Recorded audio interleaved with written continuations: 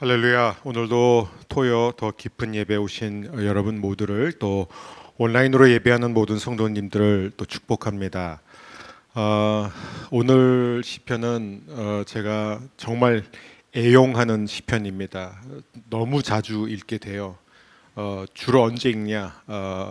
우울해질 때, 낙심했을 때, 슬플 때, 다운되었을 때 굉장히 자주 읽는 시편입니다. 특별히 제가 유학 생활하면서 힘들 때 얼마나 많이 읽었는지 몰라요. 제가 한 번은 공부할 때 그 채플 시간에 이제 성경을 읽고 또 성경에 대해서 이렇게 설교할 수 있는 기회가 주어졌습니다. 제가 다녔던 학교는 조금 이제 자유주의 신학이 좀 강해서 이 타종교인들도 채플 시간에 와서 자기가 믿는 하나님의, 자기가 믿는 신, 또 자기가 믿는 그런 교리에 대해서 말할 수 있는 그런 약간 종교 그런 문화에서 했는데, 저는 특별히 제가 그때 읽었던 시편이 바로 시편 42편입니다. 제가 이것을 읽고 이것이 왜 나에게 은혜가 되었는지를 설명한 뒤에 제가 정말 기억에 남는 게, 많은 이 불교 이슬람 친구들이 와서 너무너무 감동받았다. 감동받을 수밖에 없죠. 이 시편이 너무 좋은 시편입니다. 오늘 이 시편이 여러분이 지금 어떤 상태, 어떤 상황이 있든 여러분에게 큰 위로와 힘이 되기를 바랍니다. 오늘 먼저 기도하고 오늘 말씀을 함께 나누겠습니다. 사랑하는 주님, 오늘도 우리가 주님의 말씀 앞에, 특별히 주님을 사랑한 주의 종이 드린 고백 앞에, 그 아름다운 영혼의 그 찬양 앞에 저희가 다가왔습니다. 저의 마음을 열어주시고 귀를 열어주셔서 오늘도 주님이 우리에게 주시는 귀한 위로의 메시지를 받게 하여 주옵소서. 예수님의 이름으로 기도합니다. 아멘. 오늘 시편의 이 제목은 너는 하나님께 소망을 두라. 오늘 한 번으로 끝나지 않고 오늘과 다음 주 두 번에 걸쳐서 시편 42편을 나누고자 합니다. 한 저명한 심리학 교수가 이제 학생들에게 정신 건강에 대해서 한참 강의를 했습니다. 그 다음에 이제 학생들에게 이런 질문을 던졌다고 해요. 자, 어떤 사람이 계속 여기저기 안절부절하면서 걸어 다니는데 한순간 목청 터져라 막 소리를 질렀다가 갑자기 자기 자리로 돌아가 앉아서 울기 시작한다. 조금 후에 다시 일어나 춤을 추며 환호성을 외치는 그런 사람이 있는데 어떤 사람인가? 그때 한 학생이 손을 들고 이렇게 대답했다고 합니다. 축구 감독이요. 되게 엉뚱한 대답 같지만 실제 우리가 일상에서 겪는 우울증은 굉장히 심각한 문제이죠. 하버드의 심리학자 니콜리 교수에 의하면 그 어떤 정서 장애보다 많은 사람들을 괴롭히는 것이 바로 우울증이다. 그에 의하면 거의 모든 사람이 최소 한두 번 이상 우울증, 그것도 심한 우울증을 겪게 된다는 거예요, 살면서. 그리고 이런 현상이 시간이 지나면서 점점 더 잦아지고 있기 때문에 요즘은 우울증을 그냥 정신질환의 감기다 이렇게 말한다는 것이죠. 너무 흔한 현상이라는 것입니다. 성경이 우울증에 대해 많은 관심을 보이고 또 많은 얘기를 하고 있다는 것은 사실 전혀 놀라운 일이 아닙니다. 시편 42편 그리고 이 다음에 보게 될 또 시편 43편은 우울증을 겪는, 슬퍼하는 자들을 위한 가장 효과적인 처방으로 알려져 있습니다. 그리고 일부 히브리 성경 사본에는 이 시편 42편과 43편이 한 편의 시편으로 등장해요. 왜냐하면 이 두 시편에는 굉장한 공통점들이 있습니다.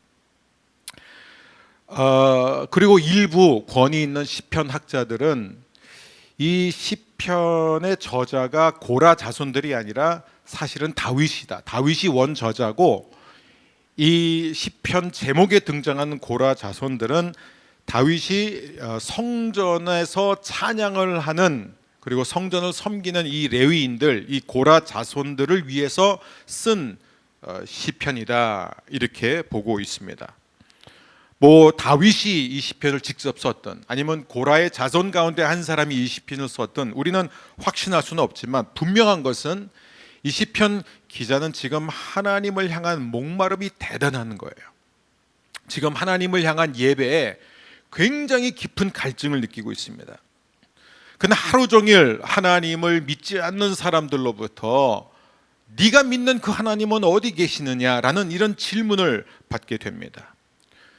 그럼에도 불구하고 하나님이 느껴지지 않고 하나님이 나타나지 않는 것 같자 이 시편 기자는 계속해서 깊은 그런 슬픔에 빠지게 되고, 이게 결국에는 절망 상태로까지 간다는 것이죠.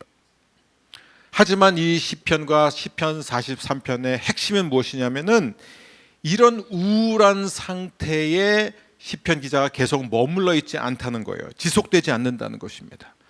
시편 기자는 그때마다 다시 일어나서 하나님을 예배하게 될 뿐만 아니라 이전보다 더 큰 은혜를 경험하게 됨을 우리에게 보여주고 있습니다. 그러므로 시편 42편과 43편은 우리가 절망 가운데 빠졌을 때, 영적 슬럼프, 침체에 빠져 있을 그때에 어떻게 그 침체에서 빠져나올 수 있는지를 잘 보여주고 있습니다. 저는 크게 이제 두 가지로 핵심 메시지를 정리를 해봤는데요. 물론 그거보다 더 깊이 자세히 볼 수 있지만 우리가 두 가지로 정리하자면, 첫 번째는 뭐냐면 우리의 영혼은 항상 평안하지 않다. 그게 첫 번째, 그게 오늘의 주제입니다. 우리의 영혼은 항상 평안할 수가 없습니다. 두 번째는 무엇이냐, 다음 주에 나눌 것인데, 그러므로 우리는 영혼의 평안을 위해서 항상 싸워야 한다. 두 가지입니다. 첫 번째, 우리의 영혼은 항상 평안하지 않다. 2018년에 미국의 한 대학에서 give up itis라는, 그러니까 이게 뭐냐면 일종의 포기병이죠. 포기하는 병, 이런 현상에 대해서 이 논문을 발표했습니다. 이제 의학적인 용어는 이제 psychogenic death, 그러니까는 정신에서 일어나는 죽음이라는 것입니다. 이 연구에 의하면 어떤 사람이 어떤 부상을 당하거나 아니면 슬픈 일을 겪었을 때 그가 스스로 삶을 포기하는 것을 가리켜 말합니다. 아마 여러분 우리 주위에 다 그런 사람에 대한 얘기를 들어본 적이 있었을 거예요.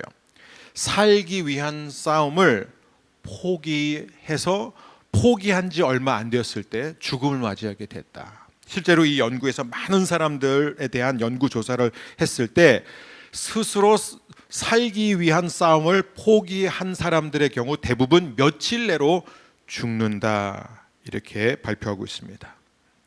그리고 살기를 포기하는 사람들의 특징들이 있는데, 그 전 단계에서 어떤 일이 일어나면 가장 먼저 기피증이 생긴다는 거예요. 그 다음에는 서서히 모든 일에 대해서 무관심해지고, 그 다음에는 정서적으로 마비가 된다는 거예요. 무감각해진다는 것입니다. 여러분, 이 연구에서 가장 흥미로웠던 점은 무엇이냐면은 대부분의 경우 죽음을 얼마든지 피할 수 있었다는 거예요. 얼마든지 좋아질 수 있었고 얼마든지 회복될 수 있었는데도 스스로 살기를 포기했기 때문에 죽음을 맞이했다는 것입니다. 저는 이 연구 결과를 보면서 제가 생각할 수밖에 없었던 부분이 바로 얼마나 많은 성도들이 믿음의 싸움에서 스스로 포기하는지, 이 부분을 우리가 생각하지 않을 수 없습니다. 어떤 트라우마, 어떤 실망감, 원망이 될 만한 일, 상처, 이런 것들로부터 시작할 수 있죠. 그 과정에서 우리의 영혼이 고통을 당합니다. 우리는 스트레스와 압박을 느낍니다. 그러면서 우리도 일종의 기피증이 생길 수 있고요. 사람들 만나고 싫고, 같이 만나서 예배하는 거 피하고 싶고, 교제도 싫고, 점점 무관심해지고, 말씀에 대해서도, 하나님에 대해서도 무관심해지고, 그러면서 우리는 정서적으로 무감각해지는 그런 과정을 거쳐서 서서히 영적으로 메말라가고 죽어 버린다는 것입니다. 이런 목회 현장에 보면 정말 이런 분들이 너무나 많습니다. 근데 정말 안타까운 것은 무엇이냐면 결코 그럴 필요가 없었다는 거예요. 얼마든지 그 슬픔, 그 영적 침체에서 다시 일어날 수 있고 얼마든지 이겨낼 수 있었음에도 불구하고 그 영혼이 얼마든지 소생이 되고 얼마든지 회복될 수 있고 다시 풍성한 삶을 살 수 있었음에도 불구하고 스스로 그 싸움을 포기하는 경우가 너무나 많습니다. 그래서 우리에게는 시편 42편과 43편이 꼭 필요한 거예요. 하나님이 왜 이런 귀한 처방을 말씀 한가운데 두셨느냐. 왜냐하면 모든 사람들은 때로는 영혼이 평안하지 않다는 것입니다. 이건 신앙과 상관없어요. 아니, 어떻게 보면은 이 시편 기자를 보세요. 누구보다 하나님을 사랑했어요. 누구보다 하나님을 사모했습니다. 누구보다 예배를 갈망했어요. 어쩌면 그래서 더 슬퍼하고 더 절망적인 상태에 있었는지도 모르겠습니다. 즉 우리의 신앙과 상관없이 이 시편은 우리의 정체성의 가장 근본을 보여주고 있습니다. 무슨 얘기예요? 우리의 영혼이 행복하지 않으면 우리의 삶의 모든 영역이 불행해진다는 거예요.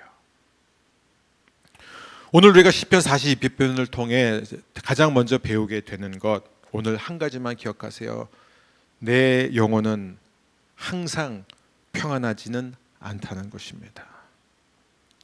시편 42편 그리고 43편도 포함해서요, 이 후렴처럼 반복되는 표현이 뭔지 아세요? 내 영혼아, 내가 어찌하여 낙심하며 어찌하여 내 속에서 불안해하는가. 이게 지금 반복되는 표현이에요. 내 영혼아, 내가 어찌하여 낙심하여 어찌하면 내 속에서 불안해하는가. 자, 이 낙심이라는 히브리 단어는 말 그대로 우울 상태, 그러니까 절망한 상태를 가리키고 있습니다. 깊은 절망이에요. 내 속에서 왜 불안해하는가? 이 불안은요, 혼란 상태예요. 혼란 상태. 아무것도 보이지 않아요. 너무나 어두운 거예요. 그러니까는 이 시편 기자의 상태가 지금 그만큼 평안이 없는 상태예요. 지금 평안이 없는 상태입니다. 그리고 그의 표현을 그대로 빌리자면 지금 그의 영혼은 으르렁거리는 홍수와 휩쓸어 버리는 엄청난 파도 같다, 이렇게 표현하고 있습니다. 그런데 여기서 중요한 것은 뭐냐면은 이 시편 기자는 이러한 상태, 즉 하나님의 임재도 느끼지 못하고 마음에 어떤 평안도 없고 기쁨도 없고 쉼도 없고, 그리고 3절 보니까 잠도 못 자고 밥도 못 먹는 상태예요. 그러니까 얼마나 지금 심각한 상태인지 우리가 볼 수 있습니다. 그런데 이런 상황 속에서 시편 기자가 우리에게 주는 핵심적인 메시지는 무엇이냐면, 자신은 결코, 성도는 결코 이런 상태를 수동적으로 받아들이고 그 상태 속에 머물러 있어서는 안 된다는 걸 가르쳐 주는 거예요.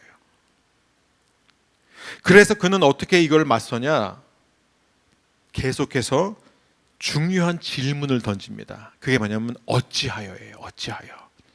Why? 왜? 이거예요. 왜? 어떤 질문을 던지냐면 자기 자신에게 질문을 던지는 거예요. 내 영혼아, 내가 어찌하여 낙심하는가? 네가 왜 자꾸 속에서 불안해하는 거냐? 이 질문을 계속 지금 반복적으로 던지는 거예요. 왜요? 사실 이 시편 기자는 자기가 왜 이렇게 슬프고 왜 이렇게 속상하고 왜 이렇게 낙심해 있는지 모르는 거예요. 근데 알고 싶은 거예요. 왜 알고 싶은지 아세요?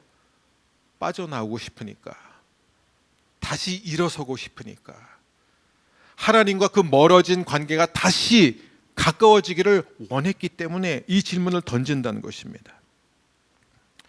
자, 우리는 이 시편 기자처럼 우리도 다 이 내면의 고통을 다 겪습니다. 그죠?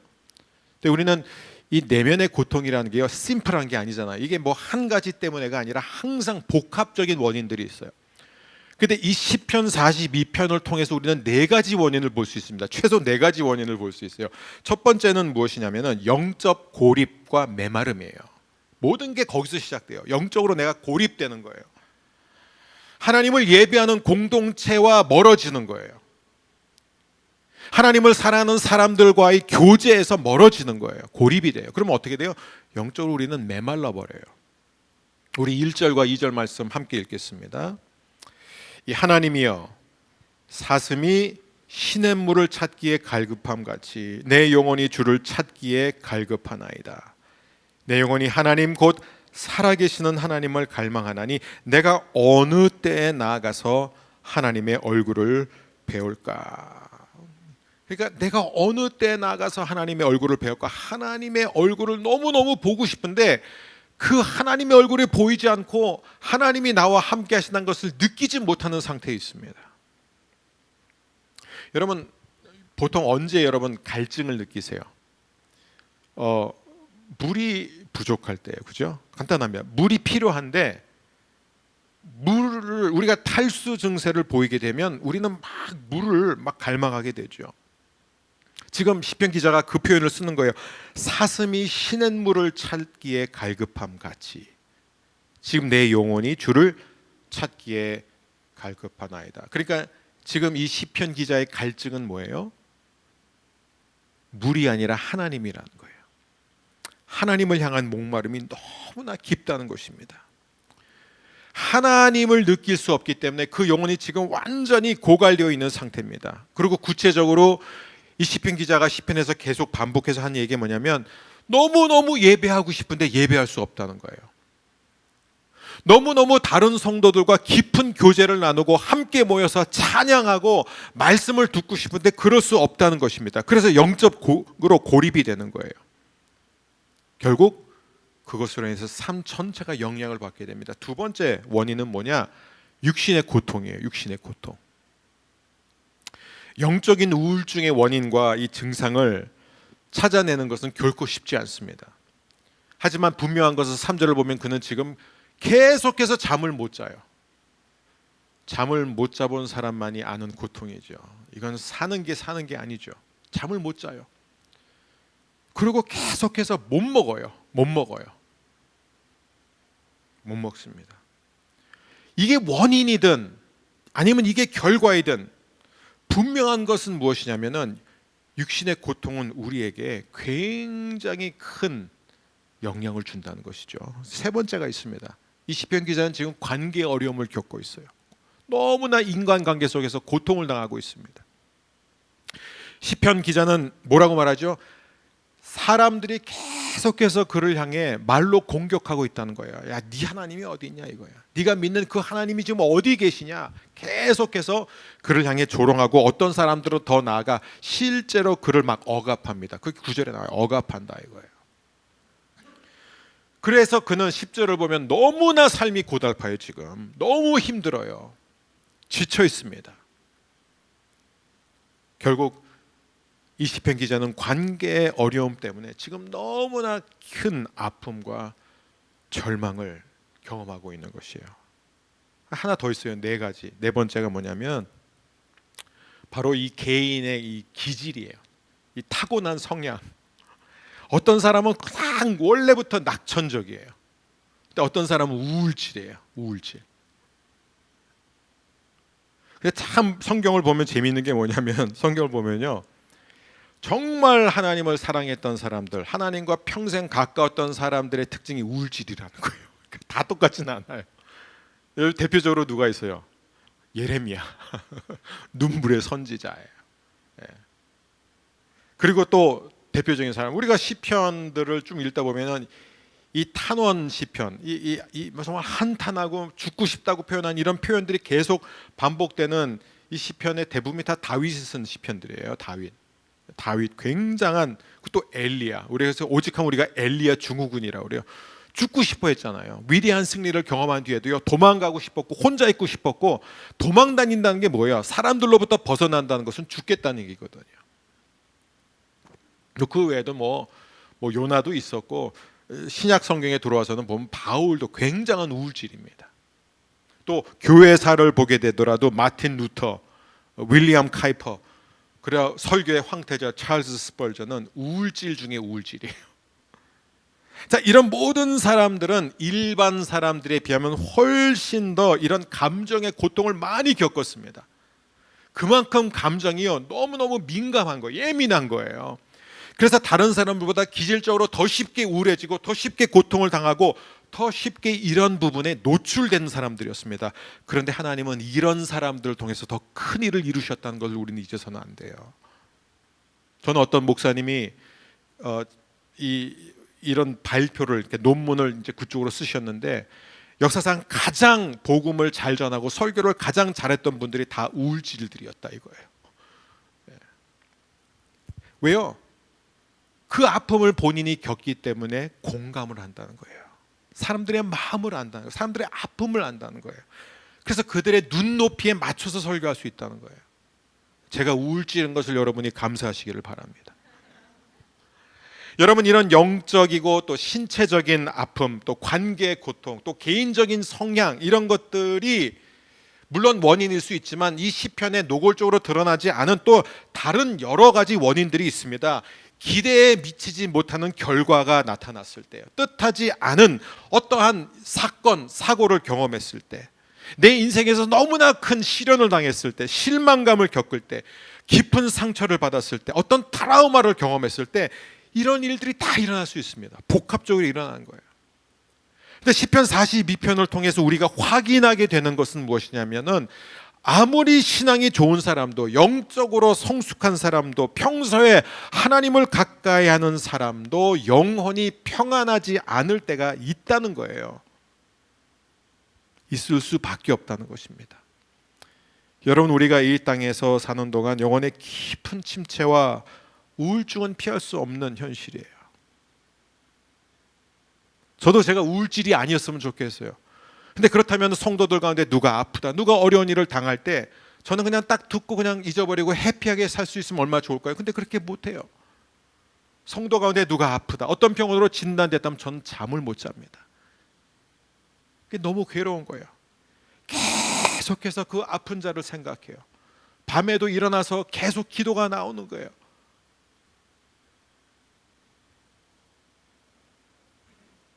여러분, 우리가 이 땅에 사는 동안에 신앙인으로서, 성도로서 결코 피할 수 없는 게 영적 침체 그리고 우울증입니다. 여러분, 아직 한 번도 안 읽으셨다면 마틴 로이드 존스 목사님이 쓰신 영적 침체라는 고전을 꼭 읽으시길 바랍니다. 저는 제가 대학생 때 읽고 참 많은 은혜를 받았는데 또 힘들 때마다 또 읽고 또 읽어요. 얼마나 좋은지 모릅니다. 여러분, 그만큼 우리의 삶은 힘들어요. 그리고 우리를 힘들게 하는 일들이 끊이지 않고 일어납니다.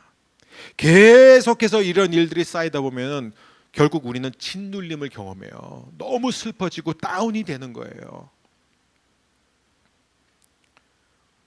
그럴 때 우리가 잊어서는 안 되는 것은 무엇이냐면, 우리의 영혼을 향한 거센 공격이 지금 일어나고 있다는 것을 잊어서는 안 됩니다.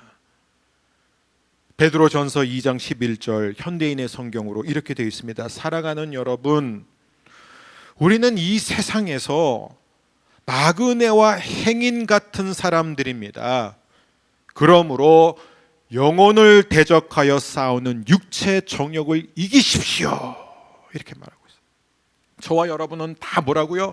이 땅을 잠시 통과하는 나그네예요. 잠시 통과하는 행인입니다. 우리가 잠깐 여기를 통과하는 동안에 마치 이스라엘 백성이 광야를 통과할 때 엄청난 공격을 받았던 것처럼 우리도 우리의 영혼을 대적하는, 싸우는 그런 공격이 끊임없이 일어난다는 것을 잊어서는 안 됩니다. 신앙인이라도 피해갈 수 없다는 것은 틀린 표현이고, 신앙인이기 때문에 더 피해갈 수 없다는 거예요.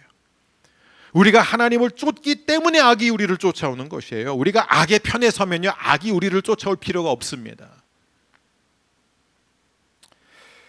하지만 시편 42편은 결론적으로 우리가 결코 혼자가 아니라는 것을 명백하게 보여주고 있어요. 우리는 다 영적 침체에 빠지고 다 때로는 우울증에 빠지지만, 신앙인이라도 목사라도 아무리 신앙이 좋은 내공이 강한 교회 지도자라도 피해갈 수 없지만 시편 42편의 가장 강력한 메시지 복음은 무엇이냐? 우리는 결코 영혼의 슬럼프와 절망 속에 머무를 필요가 없다는 것입니다. 그런 것들을 그냥 수동적으로 받아들일 필요가 없다는 거예요. 왜냐하면 우리는 얼마든지 빠져나올 수 있기 때문이에요. 오늘 말씀을 마무리합니다. 1871년에 우리 모두가 잘 아는 이 D.L. 무디의 강력한 후원자였던 이 호레이시오 스패포드는 시카고 화재로 인해서 하나밖에 없는 4살 아들을 잃게 되고 전 재산을 다 잃게 됩니다. 완전히 거지가 되는 거죠. 너무나 깊은 영적 침체에 빠져서 이제 다시 주위의 많은 사람들의 기도와 도움으로 사업을 재개하는 과정 가운데 이제 아내와 4딸을 영국으로 가는 배에 태우지요. 좀 휴가를 쉼의 시간을 갖기 위해서. 그런데 같이 떠나기로 했다가 사업에 중요한 일이 생겨서 본인이 나중에 가기로 하고 먼저 떠나 보냈는데 또 그 배가 파손되는 바람에 4딸이 전부 다 죽습니다. 여러분, 이거는 트라우마 중에 트라우마예요. 그렇죠? 이 스패포드는 얼마나 깊은 절망감에 빠졌는지 모릅니다.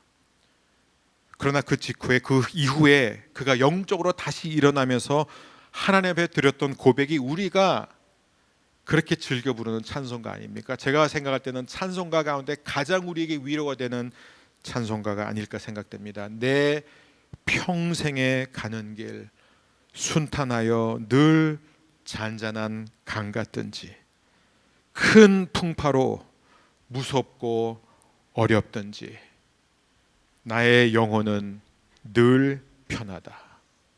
내 영혼 평안해. 내 영혼 평안해. It is well with my soul.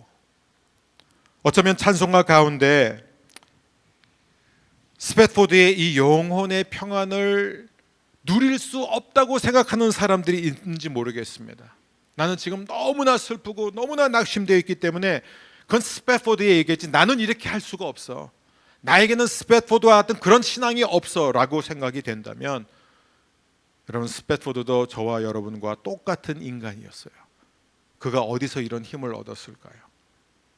저는 분명히 시편 42편, 43편에서 나오는 그 말씀에서 힘을 얻었다는 것을 확신합니다. 이 핵심 메시지는 뭐예요? 우리의 영혼은 항상 평안할 수 없지만, 그러나 스패포드처럼 우리는 얼마든지 다시 일어날 수 있다. 그래서 우리가 다음 주에 함께 보게 될 말씀은 우리의 영혼의 평안을 위해 스패포드와 같이 우리도 싸워야 된다. 어떻게 싸워야 되느냐? 그게 바로 다음 주입니다.